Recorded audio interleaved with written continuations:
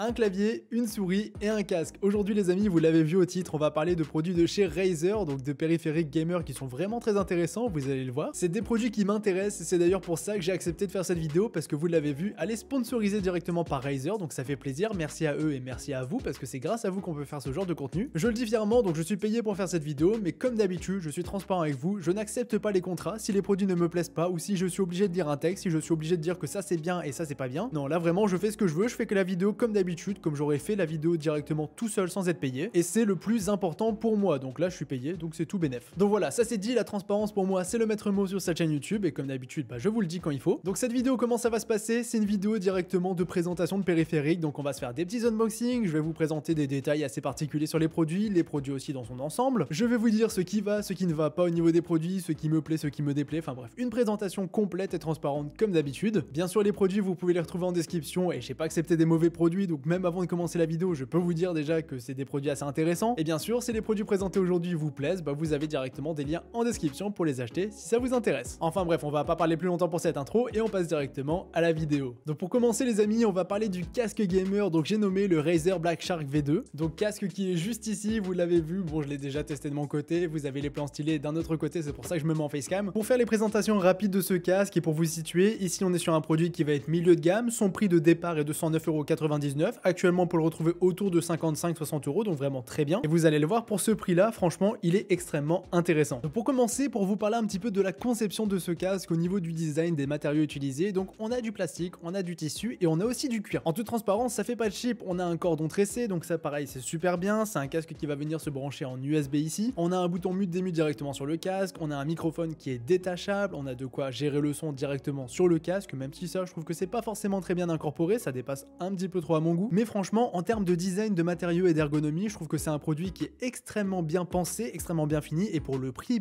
vraiment j'ai rien à dire. Par contre, pour ce qui est de l'arceau, un petit peu différent de ce qu'on a l'habitude d'avoir, regardez. Donc ça, assez particulier, je suis pas spécialement fan de mon côté, je préfère les arceaux traditionnels on va dire. Sur ce casque, on va pouvoir observer une option plutôt intéressante, on n'a pas un microphone qui va rentrer dans le casque, non, ici on a un microphone qui va se détacher, mine de rien c'est super important, surtout pour moi qui ne me sers pas du microphone, parce que de mon côté, je me sers du casque, mais j'enlève toujours le microphone parce que je ne m'en sers pas et je me sers d'un microphone comme celui-ci. Sinon le micro il a tout ce qu'il faut, il est assez flexible, amovible, à la mousse anti-pop, etc. Enfin bref, très complet. Niveau de la qualité du microphone, écoutez, je vous la mets dès maintenant. Donc là les amis, je suis en train de vous parler directement avec le micro-casque de chez Razer, je parle normalement, on est sur Audacity et il n'y a aucune retouche audio. Donc mettez-moi une petite note dans les commentaires concernant la qualité de ce microphone, allez-y, j'attends.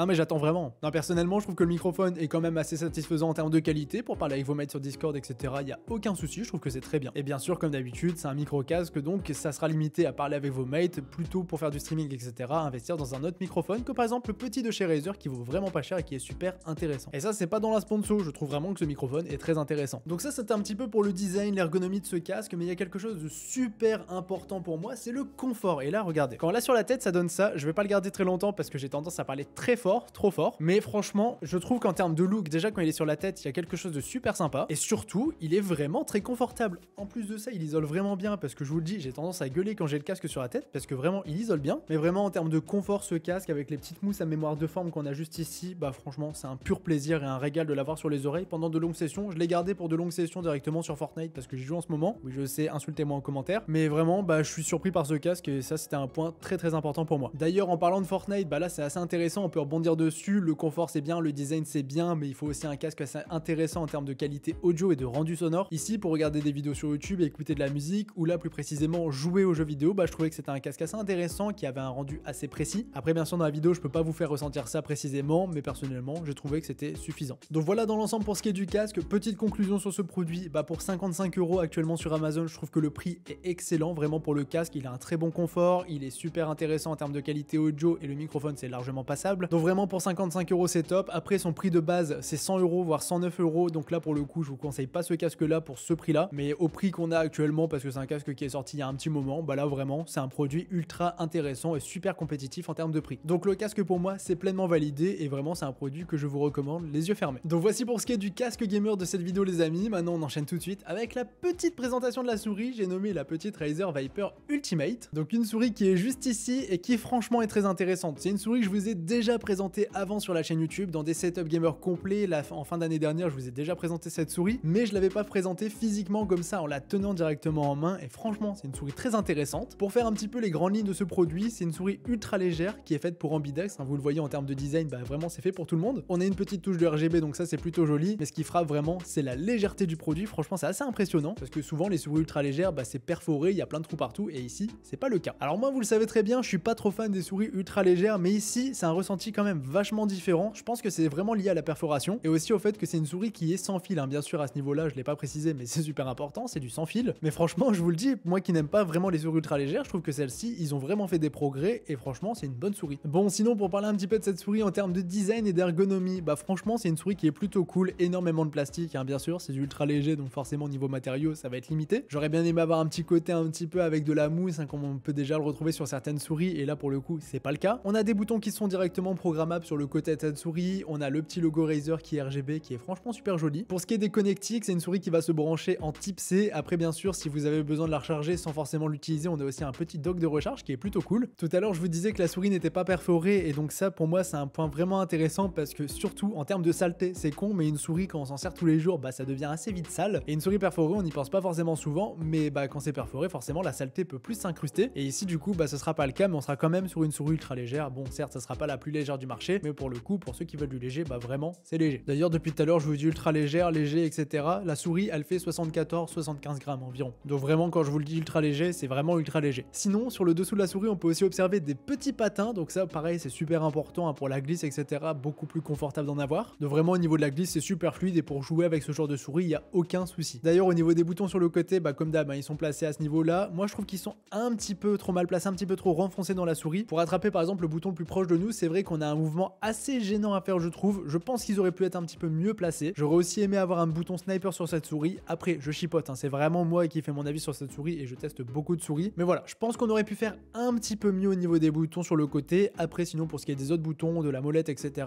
j'ai rien à dire, vraiment. Mais voilà, je chipote peut-être un petit peu, mais c'est mon ressenti. Je trouve que les boutons, ça aurait pu être un petit peu mieux, genre un petit peu plus grand ou quoi que ce soit. Je sais pas trop comment ils auraient pu améliorer ça. Donc là, vous connaissez le design et l'ergonomie de cette souris. Pour moi, dans l'ensemble, c'est vraiment réussi. Franchement, Razer, ils ont bien taffé là-dessus. C'est une souris légère, réactive et c'est une souris qui est précise parce qu'on est sur un capteur optique de 20 000 dpi. C'est une souris qui, vous en doutez à ce niveau-là, va être ultra précise là pour jouer, pour faire du montage vidéo ou quoi que ce soit. C'est mon utilisation principale. C'est pour ça que je vous parle de ça. Mais c'est une souris que personnellement, j'ai beaucoup apprécié utiliser pour ce genre de tâches. Donc voilà, les amis, je pense que j'ai fait le tour de cette souris. Je la trouve vraiment très intéressante pour son prix parce qu'elle est vendue à 100 €, donc 99 € pour être précis. Pour une souris sans fil qui a une bonne prise en main, qui a une finition assez correcte, un logiciel Razer qui est aussi très présent, j'en ai pas parlé mais il est aussi très bon. Aussi une autonomie qui est très satisfaisante, j'ai pas l'autonomie réelle à vous donner mais vraiment on peut s'en servir sans penser batterie, c'est vraiment très important à ce niveau là pour moi. Donc autonomie pour une souris gaming qui est très bonne, bon confort, bonne prise en main, un revêtement qui est aussi ultra agréable à prendre en main je trouve, le capteur optique qui est bon, aussi le fait que ce soit une souris pour ambidex, tout ça c'est des points qui sont vraiment positifs pour moi. Si je devais donner quelques points négatifs, bah c'est les boutons sur la tranche, je vous en ai parlé tout à l'heure, moi je trouve qu'ils pouvaient être un petit peu mieux placés, un petit peu mieux incorporés. Oui aussi il y a un point qui personnellement me saoule beaucoup, c'est le bouton pour les DPI, il est en dessous de la souris et ça moi vraiment ça me saoule parce que j'ai tendance un petit peu à appuyer dessus, à le changer de temps en temps sur mes souris, donc j'aime bien qu'il est placé sur le dessus. Après je peux comprendre l'argument qui est souvent derrière tout ça, c'est que le bouton on appuie dessus sans faire exprès, du coup ça change les DPI. Donc voilà, il y a deux écoles, après personnellement je préfère quand il est au dessus. Mais sinon conclusion globale sur cette souris, excellent produit avec un rapport qualité-prix au top. Donc là les amis, je vous ai fait le casque, la souris, il nous reste un produit pour cette vidéo, j'ai nommé le clavier gamer. Donc le clavier, je l'ai gardé avec moi pour la fin de cette vidéo parce que vraiment c'est la pépite, la masterclass, mais bien sûr le produit super cher de cette vidéo, il en fallait forcément un parce que Razer, on reste quand même sur une marque assez prestigieuse qui coûte assez cher malheureusement, même si les deux produits que je vous ai présentés juste avant, franchement très bon rapport qualité-prix. Ici on a la qualité mais on a aussi le prix parce que vraiment le Huntsman V2 est un clavier qui coûte très cher mais qui est aussi très bon, vous allez le voir. Donc déjà avant de vous parler de ce clavier, il y a un point très important pour moi, vous l'avez enfin, un vrai repose-poignet de qualité. C'est, regardez, quand on appuie dessus, voilà, c'est vraiment de la mousse super confortable à utiliser et on n'a pas cette fois-ci le repose-poignet en plastique. Vous le savez très bien, je suis un vrai amateur de repose-poignet et je suis super content d'avoir un clavier qui en a un qui est aussi bon. Donc là pour le coup vraiment merci Razer parce qu'il y en a pas beaucoup qui font des repose-poignets aussi quali et là pour le coup bah c'est un point très important pour moi. Ce clavier il est presque parfait, il a pas tout ce qu'il faut pour être parfait à 100% mais franchement il est quand même très bon. Donc ici pour vous faire les grandes lignes, on est sur un clavier haut de gamme vraiment parce qu'il est situé au-dessus ou à peu près autour des 200 €. Mais voilà, vous avez compris au niveau du budget, c'est un clavier qui est situé vraiment en haut au niveau des claviers gamers, mais c'est un clavier qui a quand même beaucoup d'atouts dans sa manche et qui pourrait potentiellement justifier ce prix qui pour moi est quand même un petit peu trop élevé, je vais pas vous mentir, mais c'est vrai qu'on est sur un clavier très prestigieux, très bien fini et avec de très bons atouts dans sa manche. Au niveau de la base de ce clavier, donc au niveau du châssis, on est sur quelque chose en plastique sur lequel est reposée une plaque en métal. Donc c'est un clavier qui va être assez lourd, mais on sent quand même quelque chose de très qualitatif derrière. Au-dessus, on va retrouver des touches PBT en double injection. Là, je sais, j'en ai perdu beaucoup, mais concrètement, c'est des touches de très bonne qualité et qui vont être durables dans le temps. Et encore au-dessus, on va pouvoir retrouver un petit design RGB pour bien finir ce petit clavier. Enfin, quand même ce grand clavier, parce que là, c'est pas du TKL, on l'a vraiment en full size. Après, si vous êtes plutôt team TKL, ça existe aussi en TKL, je vous mettrai tout ça en description si ça vous intéresse. Sinon, au niveau des touches dédiées sur ce clavier, on va retrouver bien sûr des touches de raccourci multimédia, hein, ça c'est super important. Comme je vous l'ai dit tout à l'heure, on a un repose-poignet qui est vraiment épais sur ce clavier, et heureusement parce que le clavier en lui-même est très épais et très imposant, donc c'est la moindre des choses d'avoir un repose-poignet, sinon on se briserait le poignet à chaque fois. Donc là, très important de le mettre. Au niveau des connectiques, ce clavier va directement se brancher en USB classique, il n'y a pas de type C sur celui-ci, j'aurais bien aimé un petit type C détachable. Aussi en parlant d'USB, on n'a pas d'USB sur la tranche de ce clavier, là malheureusement c'est dommage, il n'y est pas. Mais bon, c'est quelque chose que j'aurais quand même bien aimé avoir sur celui-ci par rapport au prix du produit. Bon là, vous connaissez un petit peu le clavier dans son ensemble, il y a quelque chose de super important, c'est au niveau des switches et au niveau du bruit produit par ce clavier. Donc ici, on est sur un clavier qui est optique et au niveau du ressenti, c'est ultra particulier. Donc c'est un clavier qui va être ultra réactif, ça c'est sûr, bien sûr c'est du optique, hein, c'est super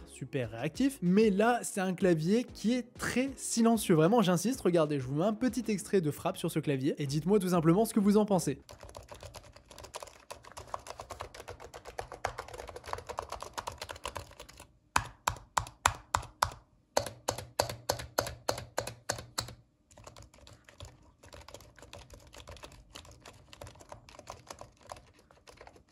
Personnellement, je suis bluffé, c'est un clavier ultra réactif, mais qui est aussi super silencieux, vraiment à ce niveau-là, il n'y a rien à dire, c'est encore plus silencieux que du membrane à la limite, et vraiment ça j'ai trouvé ça tout simplement bluffant, donc pour ceux qui veulent un clavier réactif, mais aussi super silencieux parce qu'il faut pas faire trop de bruit à côté, bah là pour le coup, vous êtes vraiment sur un bon produit. Et pour la team qui préfère avoir un clavier assez bruyant, parce que oui, il y en a parmi vous, et bien ici vous prenez pas les Switcher Red comme moi, mais vous prenez les Purple, et là vous serez satisfait au niveau du bruit, c'est un clavier beaucoup plus bruyant. Donc voici pour ce qui est de ce clavier les amis, de mon côté j'ai eu l'occasion de m'en servir un petit peu, et franchement je trouve que c'est un excellent produit. Mais voilà, pour terminer avec le clavier justement, au niveau de ses points positifs et de ses points négatifs, c'est important. Donc point positif, bien sûr, le design et la finition de ce produit, la construction dans son ensemble avec la plaque en métal, franchement c'est top. Les touches en PBT, bah forcément c'est un point très important et c'est surtout un point à mettre en avant sur ce produit. Et aussi sa réactivité et son silence d'un autre côté, bah forcément moi je trouve que c'est un point gagnant pour ce clavier. Après au niveau des points un petit peu plus négatifs, j'aurais bien aimé avoir un type C détachable, un USB sur le côté, un prix peut-être un petit peu moins élevé pour ce produit. Et sinon, bah j'ai envie de vous dire, c'est à peu près tout parce que c'est un produit qui dans l'ensemble est très complet. Et franchement, je trouve que le combo des trois est super intéressant, même si on est sur un clavier ultra haut de gamme et sur un casque d'entrée de gamme, bah je trouve que tout va très bien ensemble et tout ça, ça peut nous permettre de se faire un petit setup franchement de très bonne qualité. Et personnellement, je me tâte vraiment à garder ce clavier parce que le repose-poignet, j'en suis tout simplement